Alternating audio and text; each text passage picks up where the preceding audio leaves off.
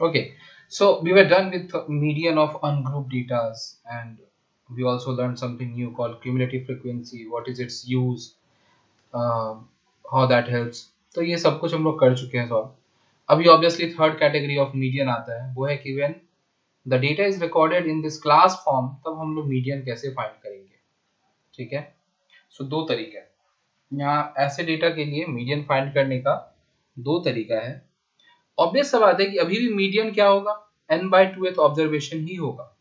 ठीक है. जैसे यहाँ पे n क्या होगा, सम ऑफ ऑल द फ्रीक्वेंसीज. ठीक है. So let us add all of them. Let us add all of these datas. So if we add them, see how much we are getting. We are getting it as 12 plus 14 is 26 plus 16 is 42 plus 20 is 62 plus 22 is 84 plus 16 is 100. So here value of n is again 100. There are 100, I won't say students, 100 people, because यहाँ पे weight दिया हुआ है, marks नहीं है यहाँ पे. So there are 100 people whose weights are recorded in this class form, and we are interested in knowing the median weight. मतलब कि अगर हम इन 100 लोगों को अरेंज करें इन असेंडिंग और descending order of their weight, तो एकदम बीचों बीच कौन होगा, लाइक कितना वेट वाला होगा. ठीक है. जो एकदम सेंटर में होगा उसका वेट कितना होगा. That is what we want to know. अच्छा, देखा जाए तो ये भी इवन है ना. This is even. सो क्या होना चाहिए, 50th टर्म, अगर हम लोग अभी तक मीडियन का जो नॉलेज है उसको फॉलो करें तो, plus 51st term whole divided by 2. This is what the median should be. ठीक है. तो 50th term क्या होगा और 51st term क्या होगा, how to know that. So cumulative frequency हम लोग को हेल्प करता था ये जानने के लिए. तो cumulative frequency हम लोग फाइंड कर लेते हैं. I am writing here CF और मैं यहीं पे ऐसे में ही फाइंड कर लेता हूँ. तो देखो, पहला एज इट इज, दूसरे के लिए 12 प्लस 14 26, तीसरे के लिए ये दोनों ऐड हो जाएगा, सो 42, देन ये दोनों ऐड अप हो जाएगा 62, then 84 and 100. So if I want to know the 50th term and 51st term, so where should be the 50th term? Think. Okay, तो देखो अगर हम लोग 50th और 51st देखें तो ये देखो 42 तक यहाँ पे, इसका मतलब क्या हो गया कि 42nd डेटा जो है वो 70 से 80 के बीच में है. देन फ्रॉम 43 टू 62, देखो 43 टू 62 ये जो डेटा है कहाँ होगा, this class. Let me mark it with red colour. Means 80 to 90 के बीच में होगा. मतलब our this is our median. So our median weight will be somewhere between 80 and 90. पर वो कितना होगा एग्जैक्टली, that we don't know, that we can't say. क्योंकि यहाँ पे कोई सिंगल वैल्यू थोड़ी ना है कि वेट इज 80 या 84, ऐसा तो नहीं है ना. एक रेंज ऑफ वेट दिया हुआ है कि 80 टू 90 के बीच में इतने लोग हैं. सो हम लोग को ये पता चल गया कि जो मीडियन होगा, the median will lie between 80 and 90. It will be greater than 80 and less than 90. पर वो कितना होगा, that we don't know. So how to find it. So there are two ways. ठीक है. One is direct formula, and that direct formula is nothing but it's simply logical. Logical बात क्या है, देखो कि आप ये जो 80 to 90 वाला डेटा है ना, ये 20 लोगों का है ना, 20 लोगों का है ना, तो आप ये गैप कितना का है, 80 to 90 के बीच में कितने गैप है, 10 का गैप है. इस 10 को आप 20 पार्ट्स में डिवाइड कर दो. You divide this difference 10 into 20 parts. So how much you are getting? 0.5 each. So your data should be 80, 80, 80.5, 81, then 81.5. अब यहाँ से तुम अपना फाइंड कर लो कि 50th और 51st डेटा क्या होगा. So this is formula. अगर formula पे जाए तो हम लोग ऐसे कर सकते हैं and वैसे फाइंड कर सकते हैं. But that formula based solution is not in your syllabus. That you will study in class 11. Okay. So अभी फिलहाल तब कैसे फाइंड किया जाए भाई. अभी हम लोग को जो सीखना है वो है दूसरा method, which is graphical method. So to find median we will take that median. कौन क्या चीज का, जब ऐसे क्लास के फॉर्म में डेटा दिया हुआ रहे तब मीडियन कैसे फाइंड करेंगे हम लोग? So will use graphical approach. So will not find it in this way कि 50th term plus 51st term by 2. No. And when you are using graph, then no need to think that the median will be if it is even, then n by 2 or फिर n by 2 plus 1th observation. ऐसा बिल्कुल नहीं. Simply when you are finding it using graph, then simply remember that median is n by 2th observation.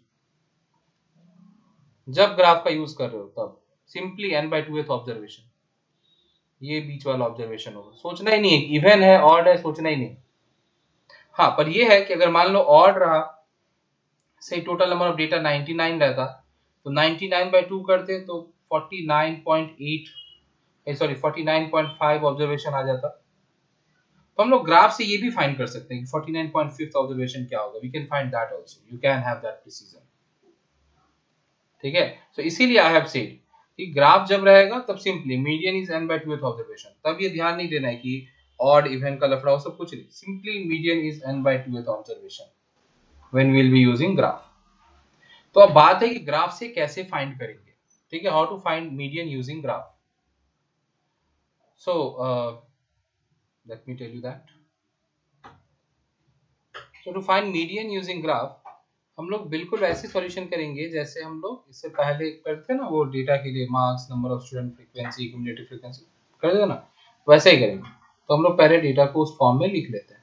Wait, then frequency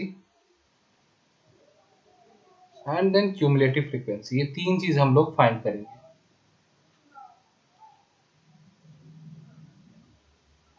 ठीक है. So weight is 50 to 60 and for that the frequency is 12. Okay, then the weight is 60 to 70 and for that it is 40. The weight is 70 to 80 and for that it is 16 and so on. So done. Weight, frequency and cumulative frequency मिल गया. Now what we'll do, we'll plot this few points on graph. And what will be the points? So यहाँ पर लोग लिख लेते हैं points to be plotted on graph. And what you should plot? Actually हम लोग क्या करेंगे, हर एक क्लास का अपर बाउंड्री और क्यूमुलेटिव फ्रीक्वेंसी, ये दो चीज को प्लॉट करेंगे. Means we'll plot 60, 12. सो अपर बाउंड्री और क्यूमुलेटिव फ्रीक्वेंसी ये हम लोग प्लॉट करते जाएंगे ग्राफ पे. ठीक है. और उसके बाद का कहानी जो है कि उसके बाद क्या करेंगे, that will do on graph and calculation will be made here. तो स्टेप वाइज ऐसे जो बताते जा रहा हूँ उसको फॉलो करते जाओ. ऑब्वियस सा बात है, एक बार में याद नहीं होगा, तो watch this video again and again. ठीक है. अगर जब तक समझ में नहीं आ जाए कि हाँ what are the exact steps, तब तक watch the video again and again. ठीक है. फिलहाल याद रखना है कि यहाँ तक ये तीन जो कॉलम है ये तो सेम ही रहता था, बस एक कॉलम एक्स्ट्रा ऐड हो गया कि क्या पॉइंट प्लॉट करना है ग्राफ पे. ठीक है. और क्या प्लॉट कर रहे हैं, upper boundary of the class comma cumulative frequency. So on X axis we will plot this upper boundary of the class जिसका मीडियन फाइंड करना है, और on the Y axis we will plot the cumulative frequency. ठीक है. This is our graph paper. हाँ, and here we will have to plot this graph. Now see, on x-axis the graph is beginning at 60 and then it is increasing by 10 10 10 10 10. तो ये सब तो ठीक है, लेकिन मतलब इसका मतलब है कि देखो अगर हम इस ग्राफ को यहाँ पे एडजस्ट करने जाएं तो बेसिकली हमको देखना पड़ेगा कि कितना क्या एडजस्टमेंट करना है. देखो ग्राफ कैसे प्लॉट करोगे अच्छे समझ लो. हमको यहाँ पे x एक्सिस पे मैक्सिमम 110 को एडजस्ट करना है. तो इफ आई सी कि मैं इधर इसको से ये 0 है, ये 10 20 30 40 50 60 70 80. तो हम ये जो गिवन ग्राफ है, हो सकता है तुम्हारे पास कोई दूसरे डायमेंशन का ग्राफ हो, मतलब ये जैसे सम mm डिवीजन होता है ना. अब इसका तो मैं बता ही नहीं सकता कितना mm डिवीजन है, डिजिटल है ये. पर हाँ तुम्हारे पास जो ग्राफ होगा उसमें हो सकता है यहाँ 8 नहीं बल्कि इससे ज्यादा हो, तो तुम इसे ज्यादा एडजस्ट कर सकते हो। सो एडजस्टमेंट भी एक फैक्टर है कि क्या कितना एडजस्ट कर पाएंगे। पर बात यह है देखो कि अगर मैं 10 20 30 ऐसे भी करते जाऊं, ठीक है, the thing is on X axis till 50 there will be no graph. Graph तो एग्जिस्ट करना स्टार्ट ही कर रहा है 60 से, ग्राफ तो 60 से स्टार्ट हो रहा है ना। So what will do, so in this case what you should do is, starting का ग्राफ गायब है ना, तो हम लोग क्या करेंगे देखो, अगर गायब नहीं रहता तो ठीक है, 10 मान लो सपोज की ग्राफ यहाँ 10 से ही स्टार्ट होता, मतलब ये जो वेट वाला जो क्लास है ये 10 0 to 10 देन 10 to 20 वैसा रहता, तब तो ठीक है, तब नॉर्मली ग्राफ प्लॉट करते। लेकिन क्योंकि यहाँ पहले का कुछ गायब है टर्म, इसलिए क्या करेंगे हम लोग, will not begin from 60 rather will begin from 50, और क्या करेंगे ध्यान से देखो, यहाँ पे ऐसे एक तो किंक बना देते हैं, वी कॉल इट किंक, ठीक है, हार्ट बीट जैसा लग रहा है मूवीज में जो देखते हो उसके जैसा, but we call it kink. और ऐसा एक किंक ड्रॉ कर देंगे, इसका मतलब है कि यहाँ का ग्राफ गायब है, मतलब हम लोग जम मार रहे हैं कि दिस इज जीरो, बट यहाँ बीच का ग्राफ हम लोग गायब कर दिए, it was not required by us and so हम लोग एलिमिनेट कर दिए इसको, ठीक है। दिस सिंबल सजेस्ट दैट, जरूरी नहीं कि सारे क्वेश्चन में नीड आए, मैं बार बार बता रहा हूँ, जैसे यहाँ पे भी अगर वेट जो है वो 0 to 10 रहता, 10 to 20 रहता, तब ये किंग का जरूरत ही नहीं था, क्योंकि 0 के बाद 10 लिखते, 20 लिखते, 30 लिखते, वैसे करते, ठीक है। अब यहाँ पे क्या था, वैसा नहीं था, इसलिए हम लोग को ये करना पड़ा, ठीक है।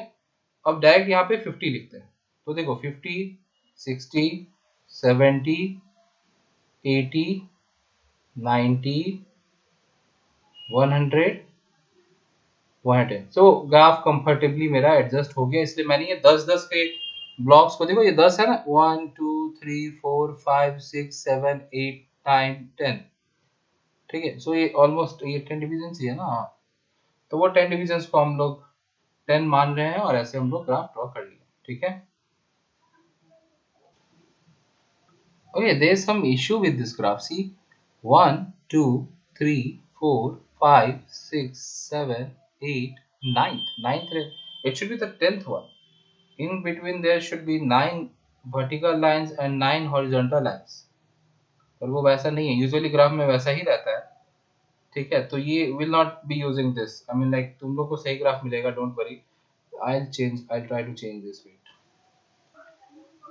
okay, so we have got this new graph, ये सही है, ठीक है।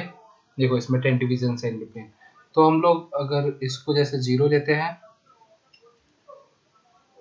This is 0 and then kink, kink क्यों पहले मैं बता चुका हूँ, 50 60 70 80 90 100 110 120, बोलो ये सब काम नहीं आएगा, बट से हम लोग लिख दिए। दूसरा बात ये कि स्केल जो ले रहा है, देखो this is called scaling, scale मतलब ये स्केल नहीं जो अभी स्क्रीन पे है, नॉट दिस वन। स्केल मतलब होता है कि आप लोग ग्राफ जब ऐसे लिखते हो ना, स्केल मतलब वो कि आप क्या यूनिट से गैप को कितना, हम यहाँ 50 और फिर यहाँ 70 भी तो लिख सकते थे, 20 का गैप ले सकते थे, और ले सकते थे, दैट इज बेसिकली स्केल, ठीक है, कि आप कितने गैप ले रहे हो, किस चीज को क्या अज्यूम कर रहे हो, ठीक है, that is scaling.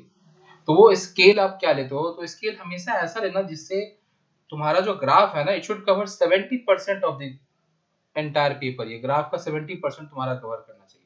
So I hope हम लोग का ग्राफ शायद जब यहाँ तक जाएगा कुछ ऐसा 110, तो मे बी शायद 70% कवर कर ले, इट्स कवरिंग 70%, ठीक है। So fine, this scaling is correct.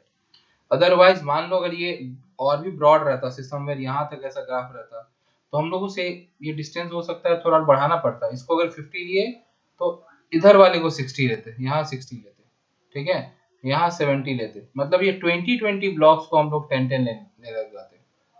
Graph अगर थोड़ा छोटा होता तो और, तो accordingly you will have to make adjustments, ये सब सीखना पड़ेगा एडजस्टमेंट्स करना, ठीक है। बस मेन मोटिव रहना चाहिए कि 70% graph cover. Next done, x axis पे प्लॉट कर लिया। अब देखो वाई एक्सिस पे क्या प्लॉट करना है, वाई एक्सिस पे प्लॉट करना है नंबर ऑफ पीपल, ठीक है। एक्स एक्सिस पे क्या प्लॉट कर रहे हो, वेट। तो एक और चीज है कि आप कहाँ पे क्या प्लॉट कर रहे हो, you should write it down in your graph. तो यहाँ पे हम लोग ऐसे लिख देते हैं वेट, ऐसे एरो, और y एक्सिस पे हम लोग क्या प्लॉट कर रहे हैं, नंबर ऑफ पीपल। तो यहाँ पे I should, it will be difficult for me to write this way, number of, see I'm trying to write it in this way.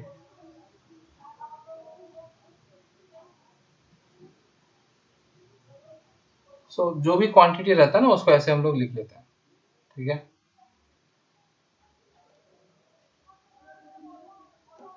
अब ये तुम लोग के लिए लिखना ज़्यादा इजियर होगा when you right it in your notebook, page को टर्न करके।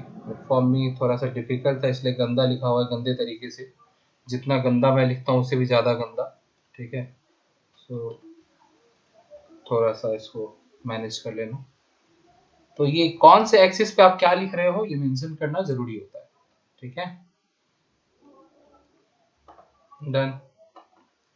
नेक्स्ट इज वाई एक्सिस पे प्लॉट करना, वाई एक्सिस पे नंबर ऑफ पीपल को प्लॉट करना। So the maximum people we have is 100 and number of people जो है वो देखो 12 से स्टार्ट हो रहा है, मतलब 0 भी तो हो सकता है, ठीक है। सो इसमें कोई किंग का जरूरत नहीं है, ऐसा, इसमें कोई किंग का जरूरत नहीं है, बिकॉज ऐसा नहीं है कि इसका ग्राफ सीधा 12 नहीं बल्कि से 50-60 से स्टार्ट हो रहा है। अगर ये 60 से स्टार्ट होता तो चलो इसमें भी किंग डाल देते, लेकिन यहाँ पे देखो 12, इट इज बिगिनिंग फ्रॉम 12, तो 0 और 12 के बीच में कितना का गैप है, 12 का ही गैप है। देखो उसके बाद का गैप भी 16, 14 ऐसे ही गैप है। सो डज नॉट मैटर, हम लोग इसलिए इसमें किंग यूज नहीं करेंगे, ठीक है। तो 100 पीपल एडजस्ट करना है, तो वही बात, इसमें भी 10-10 का ले लेते हैं क्या, ये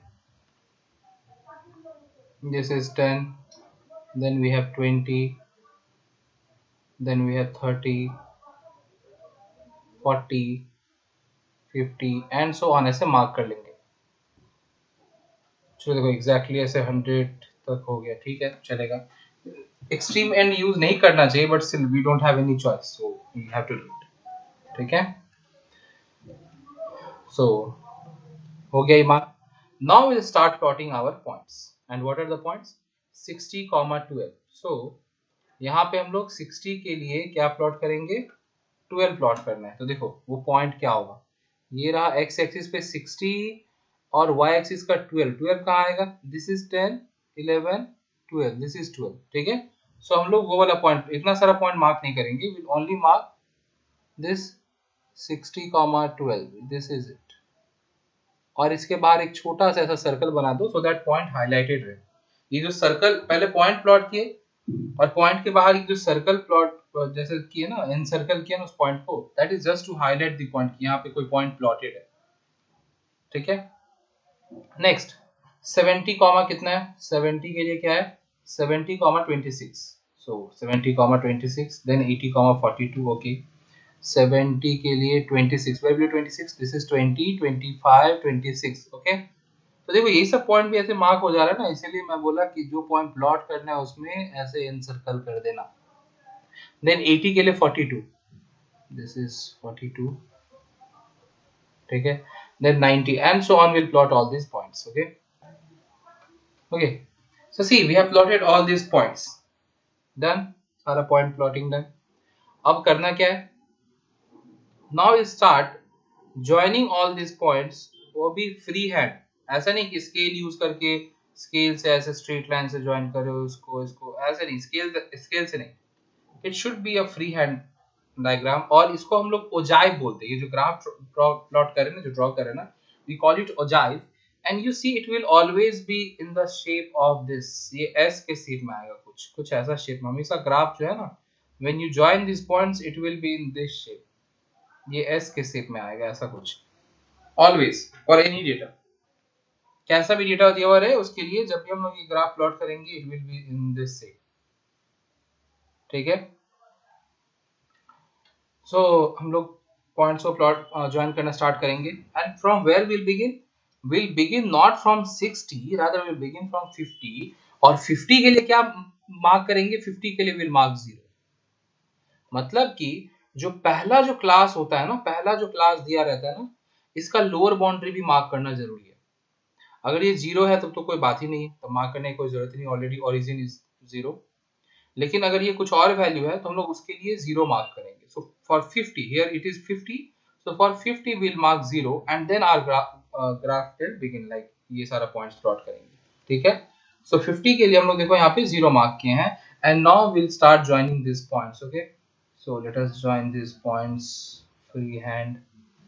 अब देखो क्योंकि ये फ्री हैंड डायग्राम है तो इसमें मिस्टेक होने का चांसेस है. मतलब देयर आर चांसेस कि आपका आंसर और बुक में जो आंसर मेंशन्ड हो वो उसमें थोड़ा सा डिफरेंस हो एंड दैट +-2 इज एक्सेप्टेबल. मतलब कि तुम्हारा आंसर 2 ज्यादा आ गया या 2 कम आ गया तो चलेगा, कोई प्रॉब्लम नहीं है. ठीक है. Now you will be like कि आप तो बोले थे कि ऐसा एस शेप आएगा ग्राफ, ऐसा तो नहीं आया. एक्चुअली ऐसा ही शेप आता है, ये कुछ हद तक वैसा है, but it also then depends on the data and more over आप क्या स्केल सेलेक्ट करते हो उसके ऊपर भी डिपेंड करता है कि ये शेप जो है वो एविडेंट हो या नहीं एविडेंट हो. ठीक है. अभी जैसे अगर इसको मैं थोड़ा वाई एक्सिस वाले ग्राफ को थोड़ा और छोटा कर लेता, अगर स्केल को थोड़ा और छोटा करता तो थोड़ा और अच्छा इस तरह का शेप दिखता, ये एस वाला शेप. ठीक है. अभी नहीं दिख रहा है तो no issues, this is the correct graph. बस once you draw this graph हो गया, उसके बाद मीडियन आप फाइंड कर सकते हो. लेकिन also what you need to mention on the graph is the scale, what scale you have used. वो राइट हैंड कॉर्नर पे होना चाहिए ग्राफ के यहाँ पे. ठीक है. इधर ऐसे राइट हैंड एकदम राइट मोस्ट कॉर्नर पे ग्राफ के स्केल मेंशन होना चाहिए इधर. और इसमें क्या लिखेंगे वो मैं बाहर लिखता हूँ. देखो ऐसे लिखोगे. You can give this heading also scale. ठीक है. And then you will write 1 unit on, या फिर rather you write, don't write 1 unit, you write 1 smallest division on. ठीक है. and then you give a column. ये सब रट्टा मार देना कि ऐसे ही लिखना है. on x axis equals y axis equals, this is the format. और इसके बाद जो वैल्यू लिखेंगे ना x axis equals this will change, y axis equals जो लिखे हैं यहाँ का वैल्यू चेंज होगा for every graph, this will change. बाकी कोई भी ग्राफ का स्केल लिखना हो this is the format, you should always right scale in this way, this manner. ठीक है. तो अब वहां पे क्या लिखेंगे वो देखो. मतलब यहाँ पे बेसिकली हम लोग को लिखना है कि ये जो स्मॉलेस्ट डिवीजन है आप इसको क्या पकड़े. मतलब स्मॉलेस्ट डिवीजन बोले तो देखो ये डिवीजन, ये एक डिवीजन, ये जो है ना ये सब स्मॉलेस्ट डिवीजन, इसका वैल्यू कितना है, इसका वैल्यू कितना है. तो देखो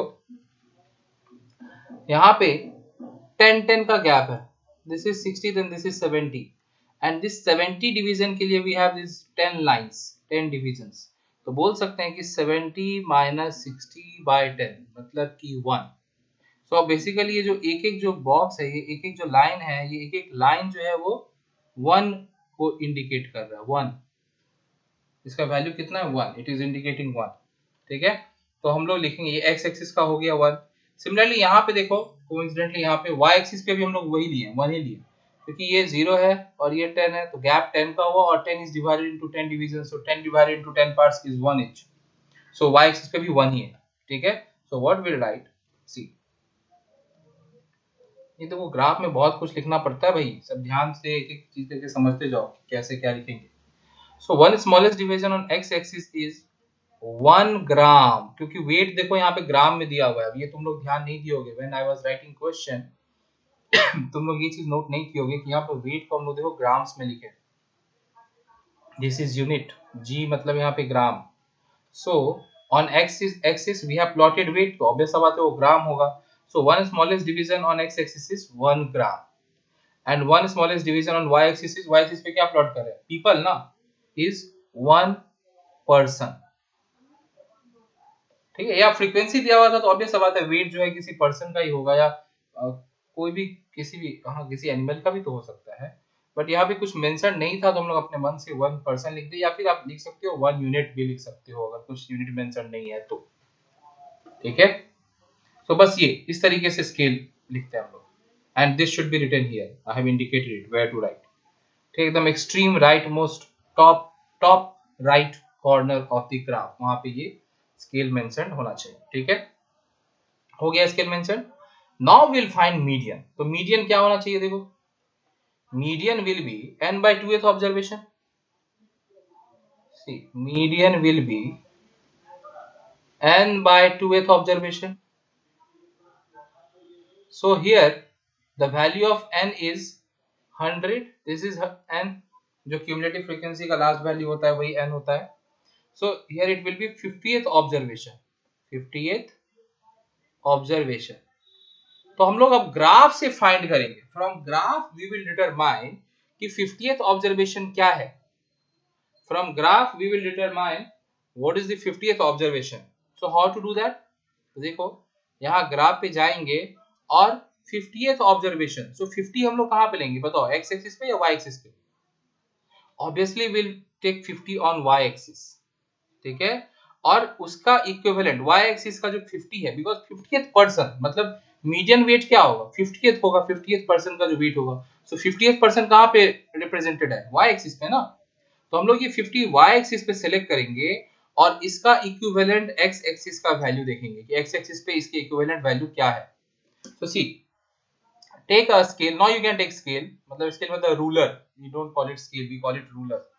okay, so take a ruler, ठीक है, और रूलर से ये मार्क करते जाओ ऐसे. देखो मेरा टेढ़ा मेरा हो रहा है but it should be straight. So take the ruler, I have ruler but I don't want to use it, बहुत झमेला है उसमें. और यहाँ से फिर ये ग्राफ को ड्रॉप कर लो कि ये कहाँ पे आ रहा है. ये इन दोनों के एकदम बीच में आया, ठीक है, इन दोनों लाइंस के बीच में आया है. This is it here. So it is 81, 82, 83 और 84 के बीच में है. So we can call it 83.5, ठीक है. सो यहाँ पे मीडियन क्या होगा, हम लोग क्या लिखेंगे, इक्वल्स टू 83.5 ग्राम, ठीक है, और ब्रैकेट में लिख दो फ्रॉम ग्राफ, मतलब कि ये ग्राफ से रिकॉर्ड किया हुआ डेटा है, ठीक है, फ्रॉम ग्राफ. तो हम लोग देखो पहले ही हम लोग को पता चल गया था, हम लोग एजम्पशन नहीं किया था, मैंने बताया था ना कि यहाँ पे मीडियन जो है वो 80 से 90 के बीच में होगा, पर वो कितना होगा ये हम लोग को नहीं पता था. So from graph we determined that the median will be 83.5, ठीक है, आए बात समझ में. So this is how you find median using graph. And इसमें अगर कोई चीज मिस हो गया हो, थोड़ा फास्ट हो गया हो या समझ में नहीं आया हो, तो I will again say that pause the video and watch it again. And if you have any doubt, then you can write it in the comment section. Okay, so this is it for this session, and in the upcoming session we'll also discuss quartiles and all. Then other questions related to this ogive, ठीक है, ये जो draw के इसको ogive कहते हैं, ठीक है. So we'll discuss that later in the upcoming session. Till then, keep watching and keep learning. Thank you.